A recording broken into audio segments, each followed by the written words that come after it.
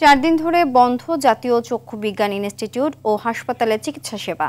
চিকিৎসক কর্মচারীদের সঙ্গে জুলাই গণঅভ্যুত্থানে আহতদের সংঘর্ষের জেরে গত বুধবার থেকে হাসপাতালে আসছে না কোনো চিকিৎসক ও নার্স।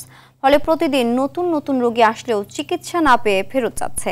চিকিৎসাধীন রোগীদের অভিযোগ, গেল 4 দিন ধরে চিকিৎসা খাবার কিছুই পাচ্ছে না তারা। এর মধ্যে অভ্যুত্থানে অংশ নেওয়া শিক্ষার্থীদের পক্ষ থেকে কিছু খাবারের ব্যবস্থা করা হয়েছে। অভ্যুত্থানে অংশ নেওয়া আহতদের অভিযোগ, সঠিক চিকিৎসা না পাওয়ায় প্রতিবাদ করতে গিয়ে ঘটে সংঘর্ষ। তবে হাসপাতাল কর্তৃপক্ষের কোনো বক্তব্য পাওয়া যায়নি।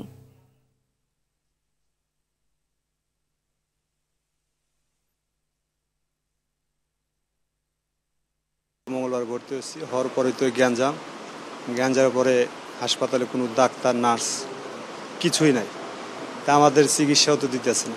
ঝগড়া করছে কেটা হেডও আমরা জানি না, কিন্তু এখন পুরো বেজালে পড়ে রয়েছি আমরা সাধারণ রোগীরা, দূর দূরান্ত থেকে আইছি। 4 জন বিষ খাইছে।